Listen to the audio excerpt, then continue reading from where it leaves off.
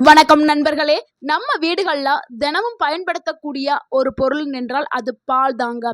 குழந்தைகள் முதல் பெரியவர்கள் வரை அனைவருமே நம்ம பாலை குடிக்கிறோம். ஏன்னா அதுல கால்சியம், புரதம், விட்டமின்கள் என பல ஊட்டச்சத்துக்கள், நிறைய சத்துக்கள் அதுல இருக்குது. ஸோ அதனால நம்ம குழந்தைகள் பால் குடிக்கலைனாலும் அவங்களை கட்டாயப்படுத்தி நம்ம பால் குடிக்க வைக்கிறோம். ஏன்னா அதுல நிறைய நன்மைகள் இருக்கிறதுனால.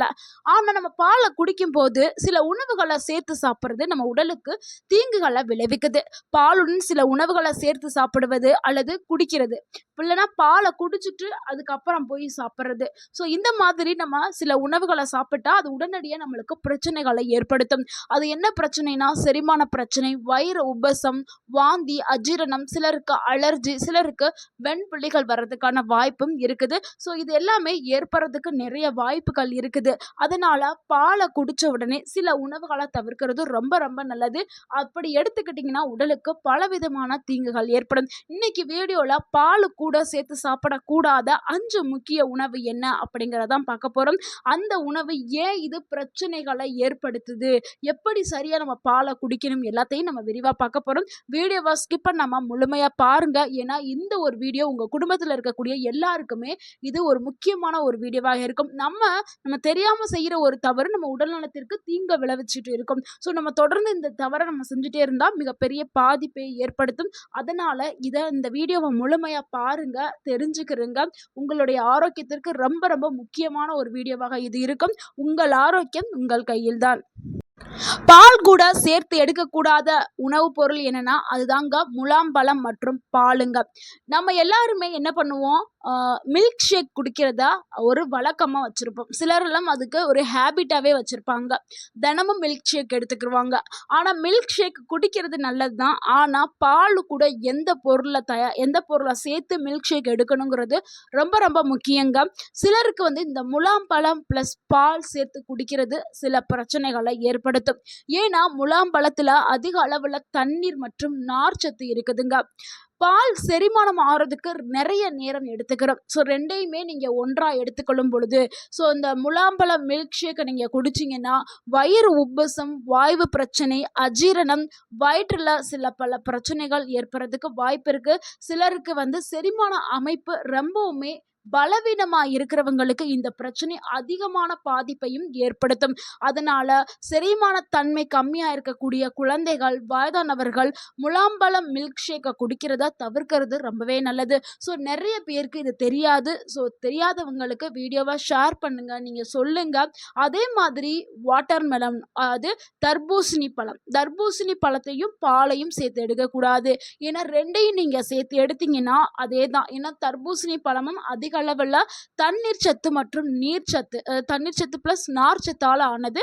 பால் புரோட்டீன் அதிகமாக இருக்கிறதுனால செரிக்கிறதுக்கு டைம் எடுக்கும். ஸோ ரெண்டையும் சேர்த்து எடுக்கும் போது செரிமானத்தில் பிரச்சனைகள் ஏற்படும். ஸோ அதனால அதை தவிர்க்கிறது ரொம்பவே நல்லது.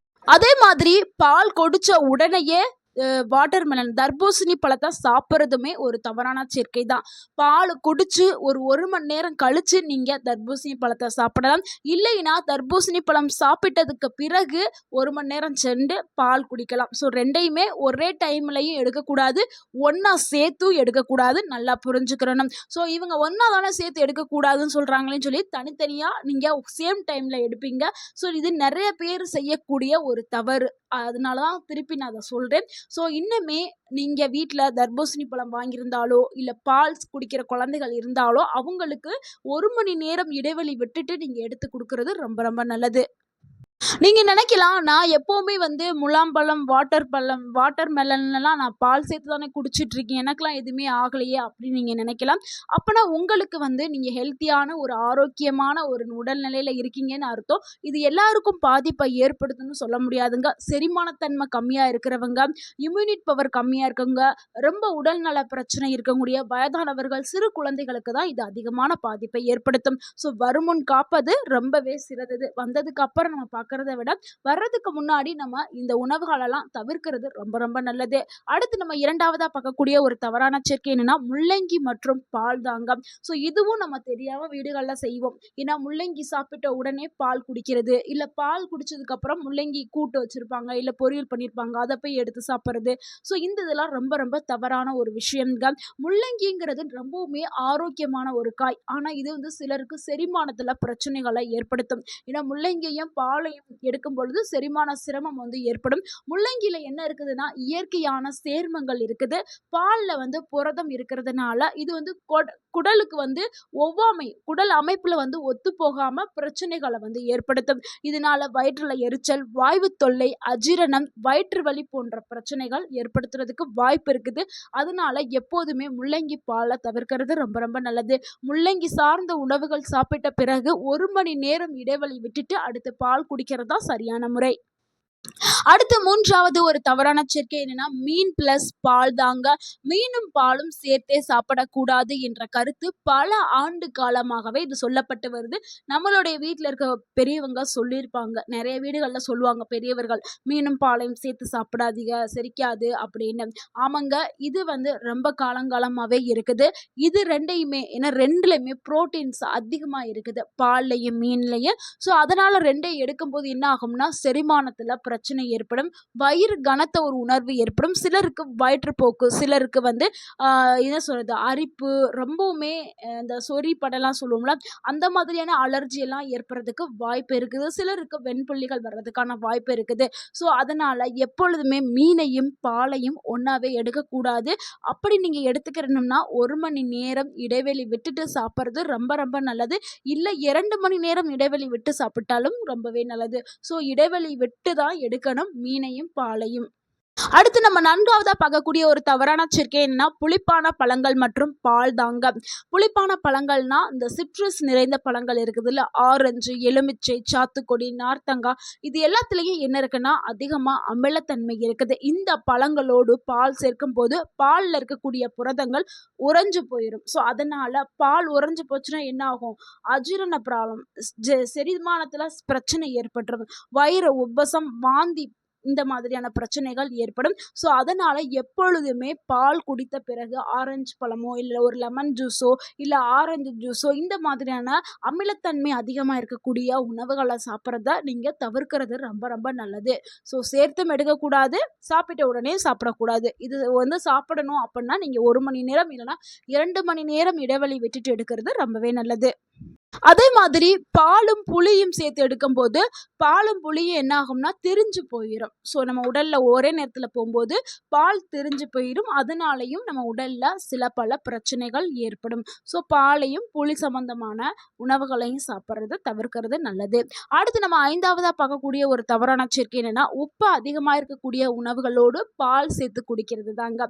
சிலர் பால் குடிச்ச உடனே சிப்ஸு, பாக்கெட்ல அடைக்கப்பட்ட ஸ்நாக், அதிகமா உப்பு சேர்க்கப்பட்ட உணவுகள உடனே சாப்பிடுவாங்க. அப்படி உடனே சாப்பிடுறது நல்லதே கிடையாது. அதிக உப்பு என்ன ஆகும்னா, உடல்ல நீர் சமநிலையை வந்து மாற்றும். அதிக உப்பு எதுல போட்டிருப்பாங்க? இந்த லேஸு, சிப்ஸ் எல்லாம் இருக்குல்ல, அதுல போட்டிருப்பாங்க. அதுல சோடியம், உப்பு எல்லாமே அதிகமா இருக்கும். அதனால நம்மளுடைய நீர் சத்துல வந்து மாற்றம் ஏற்படும். அதுக்கப்புறம் வந்து தாகத்தையும் அதிகரிக்கும். சிலருக்கு செரிமான பிரச்சனைகளை ஏற்படுத்தும். அதனால பால தனியா குடிக்கிறது தான் ரொம்ப ரொம்ப நல்லது. ஸோ இப்ப அதுக்கப்புறம் வந்து ஒரு ஃபேமஸான ஒரு ட்ரிங்க் பனானா பிளஸ் மில்க் தான். அதாவது பனானா மில்க் ஷேக் வந்து எல்லாருமே வந்து குடிப்பாங்க. அதையும் ஒரு வழக்கமாவே வச்சிருக்காங்க. நெறைய பேர் வந்து அத ஹேபிட்டாவே வச்சிருக்காங்க. பனானா மில்க் ஷேக் குடிக்கிறத. ஆனா எப்பவுமே பாலையும், வாழைப்பழத்தையும் ஒண்ணா எடுக்கிறத தவிர்க்கணும். ஸோ 2மே ஒரு சூப்பரான உணவு. ஆனா தனித்தனியா எடுக்கிறது ரொம்பவே நல்லது. முக்கியமா குழந்தைகள், வயதானவர்களுக்கு இந்த பால் பிளஸ் வாழைப்பழத்த ஒண்ணா குடுக்கிறத கண்டிப்பாக தவிர்க்கணும். அடுத்து வந்து பாலும், முட்டையும். ஸோ பாலும், முட்டையுமே நல்ல உணவு தாங்க. 2லயுமே புரோட்டீன் இருக்கு. செரிமானத்துல பிரச்சனை ஏற்படும். அதனால இதையும் தனித்தனியா குடுக்கிறது ரொம்ப ரொம்ப நல்லது. பாலை எப்படி சரியான முறையில குடிக்கலாம் அப்படிங்கிறத பார்த்துரலாம். பால் வந்து அதிக நன்மை தரணும் அப்படின்னா, நீங்க எப்பவுமே வந்து பால வெதுவெதுப்பான நிலையில குடிக்கிறது தான் ரொம்பவே நல்லது. அது கூட நீங்க சிறிதளவு மஞ்சள், ஏலக்காய் இந்த மாதிரி நீங்க சேர்த்து நீங்க குடிச்சீங்கன்னா, நல்ல ஒரு ஆரோக்கியமான பலன்கள் வந்து கூடுதலாவே உங்களுக்கு கிடைக்கும். ஸோ இரவு நேரத்திலேயும் நீங்க குடிக்கலாம். இல்ல பகல் நேரத்திலயும் குடிக்கலாம். இரவு தூங்க போறதுக்கு முன்னாடி நீங்க குடிச்சிட்டு கூட தூங்கும்போது, நல்ல ஒரு தூக்கம் வந்து வர ஆரம்பிக்கும். ஆனா இந்த பால்ல வந்து சர்க்கரை சேர்க்க வேண்டாம்ங்க. நீங்க சர்க்கரை சேர்க்காம குடிச்சீங்கன்னா, நல்ல ஒரு ஆரோக்கியம் வந்து உங்களுக்கு கிடைக்கும். இதுக்கு வந்து நீங்க பனங்கற்கண்டோ, இல்ல அந்த பன வெல்லக்கட்டின்னு சொல்லுவாங்கல்ல, ஸோ அந்த இது, நாட்டு சர்க்கரை இந்த மாதிரி சேருங்க. ஜீனிய வந்து தவிர்த்துருங்க. ஸோ பால் கூட பேரிச்சம்பழம், பாதாம் இது எல்லாமே சேர்த்து நீங்க எடுத்துக்கிறலாம். நண்பர்களே, நம்ம இப்ப பார்த்த இந்த 5 சேர்க்கைய நீங்க எடுத்தீங்கன்னா, யாரெல்லாம் ரொம்ப கவனமா இருக்கும்? யாருக்கு அதிக பாதிப்பை ஏற்படுத்தும்னா, வயிற்றுல பிரச்சனை இருக்கிறவர்கள் இந்த 5 சேர்க்கைய தவிர்க்கிறது நல்லது. அப்படி நீங்க எடுத்தீங்கன்னா, கடுமையான பாதிப்புகள் ஏற்படுறதுக்கு வாய்ப்பு இருக்குது. குடல் சார்ந்த பிரச்சனை இருக்கிறவர்கள், குழந்தைகள், வயதானவர்கள், லாக்டோஸ் இன்டாலரன்ஸ் இருக்கிறவங்க, இவங்க எல்லாருமே இந்த சேர்க்கைய தவிர்க்கிறது நல்லது. அப்படி நீங்க எடுத்துக்கிட்டீங்கன்னா, உங்களுக்கு கடுமையான பாதிப்புகளை ஏற்படுத்தலாம். நண்பர்களே, இந்த வீடியோல கூறப்பட்ட எல்லா உணவுச் சேர்க்கையுமே அனைவருக்கும் ஒரே மாதிரியான பாதிப்பை ஏற்படுத்தும்ங்கிறது அர்த்தமே கிடையாது. ஸோ ஒவ்வொருத்தவங்களுக்கும் ஒவ்வொரு மாதிரியான பாதிப்புகளையும், பிரச்சனைகளையும் ஏற்படுத்துறதுக்கு வாய்ப்பு இருக்குது. அதனால நம்ம இந்த சேர்க்கையை தவிர்க்கிறது ரொம்ப ரொம்ப நல்லது. ஸோ இந்த வீடியோ உங்களுக்கு பயனுள்ளதா இருந்திருந்தா இந்த வீடியோக்கு ஒரு லைக் பண்ணுங்க. இந்த வீடியோவை உங்களுடைய ஃப்ரெண்ட்ஸ் அண்ட் ஃபேமிலிக்கு ஷேர் பண்ணுங்க. மறக்காம நம்ம சேனலை சப்ஸ்கிரைப் பண்ணுங்க, சப்போர்ட் பண்ணுங்க, கமெண்ட் பண்ணுங்க. தேங்க்யூ ஃபார் வாட்சிங் அண்ட் வாழ்க வளமுடன். உங்கள் ஆரோக்கியம் உங்கள் கையில் தான். நன்றி, வணக்கம்.